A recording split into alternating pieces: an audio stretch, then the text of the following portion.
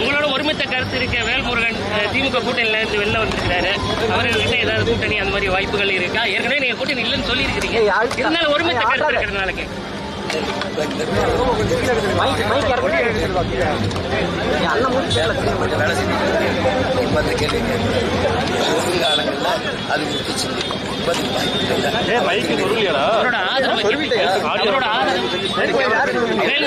ஆதரவு நாம் தமிழருக்கு இருக்கு.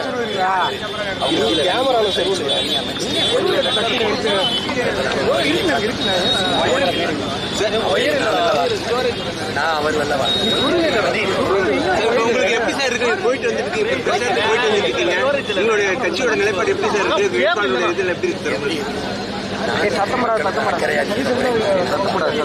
எல்லாரும் 2000 இது இலவசம், அது இலவசம், அது இலவசம், இலவசம் சீட்டு ஏமாச்சு. நான் அந்த நிலையிலிருந்து மொத்தமா மாற்றணும்னு நினைக்கிறேன்.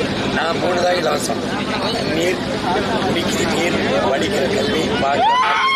இது 3 தான் தரமா கட்டணம் இல்லாது உலகத்தரத்துக்கு என் மக்கள் நினைக்கிறேன். மற்றதெல்லாம் எனக்கு இலவசம் தர முடியாது. கல்விக்கு வேலைக்கு சம்பளம், அதை கொண்டு வாழ்கிற பெருமை மிக்க வாழ்வை கொடுப்பேன். புரியுது நினைக்கிறேன். நஞ்சில்லா உணவு, அதுவே என் கடல். நானே விவசாயம் செய்து ஒரு பூச்சி, ஒரு ரசாயன உரம் இல்லாம தூய உணவை, நல்ல உணவை என் மக்களுக்கு கொடுப்பேன். குடிநீரை நானே கொடுப்பேன். மின் உற்பத்தியை நானே செய்வேன். முதலாளிக்கு கொடுக்க மாட்டேன். கணக்கில்லாத காற்றாலை, சூரிய ஒளி, மின்சாரத்திலிருந்து தடையிட்டு கொடுப்பேன். புரிது நினைக்கிறேன். பசி இல்லாத சொல்ல நானே ஒழிப்பேன். வேலை இல்லைங்கிற சொல்லுக்கு வேலை இல்லை மாக்குவேன்.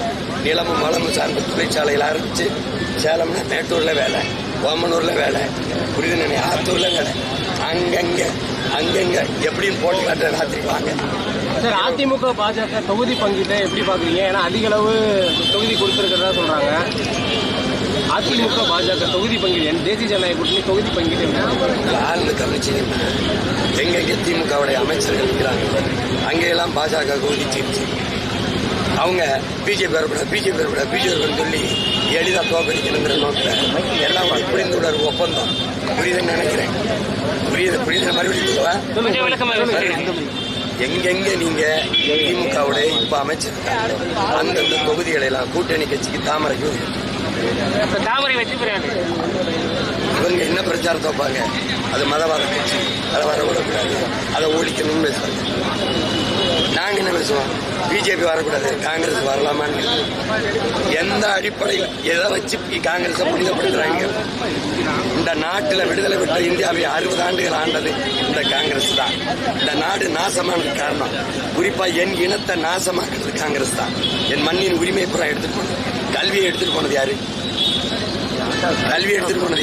கச்சத்தீவை எடுத்து கொடுத்தவன் யாரு? காவிரி நதியை பறிச்சது யாரு? என் நிலத்துல நச்ச அலைகளை போற நட்டவன். ஒரு தேசியனத்தின் தேச விடுதலை கனவை அழிச்சு நாசமாக்கினவன் யாரு? அழிச்சதாவே கூட இருந்தவன் நீ. 2 பேரும் சேர்ந்துக்கிட்டு எந்த வழியில் காங்கிரஸை புனிதப்படுத்துவ? முதல்ல இந்திய திணிச்சு இங்க 500க்கு மேற்பட்டவங்க என் முன்னோன் போராடி திணிச்சது யாரு? ஜிஎஸ்டி சரக்கு மட்டும் சரி கொண்டு வந்தது யாரு? நீட்டை கொண்டு வந்தது யாரு? என்ஐஏ கொண்டு வந்தது, என்ஆர்சியை கொண்டு வந்தது யாரு? சொல்லுங்க, நீங்க சொல்லுங்க, கொண்டு வந்தது யாரு? அதிமுக அமைச்சர்கள் நிக்கிற இடத்துல பிஜேபியா போட்டு முடிக்குதுன்னா அவருக்கு என்ன அர்த்தம்? திமுகவும் அதிமுக புரிந்துணர்வு பண்ணிருக்காங்க சொல்றாங்க. இவங்க ஆட்சிக்கு வரும்போது திமுக அவர்களுடைய சாராய ஆலையிலிருந்து சரக்கு எடுக்கிறாங்க. கேட்கறது பத்துங்க இருக்கிறாங்க. திமுக வரும்போது அதிமுக காரங்க சாராயிலிருந்து சரக்கு எடுக்குதா இல்லையா? இப்போ புரிந்துணர்வு ஒப்பந்தம் இல்லையா? வாங்குற கமிஷன். இவங்க வந்தாலும் மழை வெட்டுவாங்க, அவங்களுக்கு கமிஷன். அவங்க வந்தாலும் மழை வெட்டுவாங்க, இவங்களுக்கு கமிஷன். இருக்குதா இல்லையா? அப்புறம் புதுசா ஒரு கேள்வி கேட்க தெரிஞ்சுக்கிட்டே என்ற கேள்வி கேட்கிறேன். விஜய் போட்டியிடக்கூடிய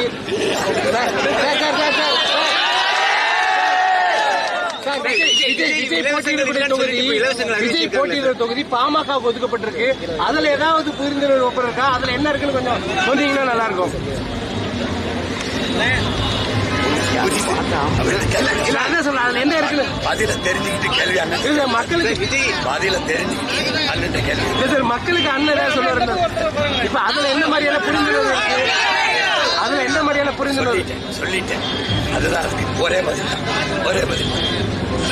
விஜய் இலவசங்களுக்கு கூடாதுன்னு சொல்லிட்டு அப்புறம் வந்து அவருடைய அறிக்கையில வந்து பல்வேறு விஷயங்கள் அது இலவசங்களுக்கு என் தம்பி வரலாறு இது மாதிரி நீட்டிக்க அவருக்கு பேட்டி கேட்க முடியாதே சார் அதான் கொடுக்கறது இல்லையா நீங்க கொடுங்க அவருக்கு பதிலாக அண்ணன் பேசுறேன் உங்க கருத்து தான் சார் கேட்கிறோம் உங்க கருத்து கேட்கிறோம் இலவசங்கள் இலவசம்ங்கிறது எப்படி பார்த்தாலும் அது வந்து திட்டம் இல்லை, அது ஏமாற்று, அது வீழ்ச்சி திட்டம், கவர்ச்சி திட்டம். ஒரே கேள்விதான். என் தம்பியா இருந்தாலும் ஐயா ஸ்டாலினா இருந்தாலும் ஐயா எடப்பாடியா இருந்தாலும் இலவசத்தில் இழக்கிற பணத்தை எங்கிருந்து எடுப்பீர்கள்? பதில் சொல்லுங்க, கொடுங்க, நான் வாங்கிக்கிறேன். நாங்க பேசுறது 10 லட்சம் கோடி கடன், 1 லட்சம் கோடி வட்டி. என் தம்பி சொல்ற அந்த இலவசத்தை நிறைவேற்றணுமா? மாசம் 1 லட்சம் கோடி சார் தேமுதிக மாசம் 1 லட்சம் கோடி பட்ஜெட்டே 3 லட்சம் கோடி தான். எப்படி? அதனால அதை நான் எதிர்க்கிறேன். சார் தேமுதிகவுக்கு 10 தொகுதி வைக்கப்பட்டிருக்கு. ஆனா அதிகமா கூடவே இருந்த விசிக உள்ளிட்ட கட்சிகளுக்கு குறைவான தொகுதி, அதுவும் அங்கீகரிக்கப்பட்ட கட்சி விசிகாவுக்கு குறைவான. உங்க அண்ணன் கேட்கணும், எங்க அண்ணன் கேட்கணும், யாரு எங்க அண்ணன் திருமணத்துக்கு கேட்கணும். இல்ல அதை நீங்க எப்படி பாக்குறீங்க? அதை வேற ஒரு மாதிரி சொல்றாங்க. இப்ப பிரேமலதாவுக்கு ஏன் முக்கியத்துவம் அப்படிங்கறது அது ஒரு கட்சியின் தலைமை தான் முடிவு. அதுல போய் நம்ம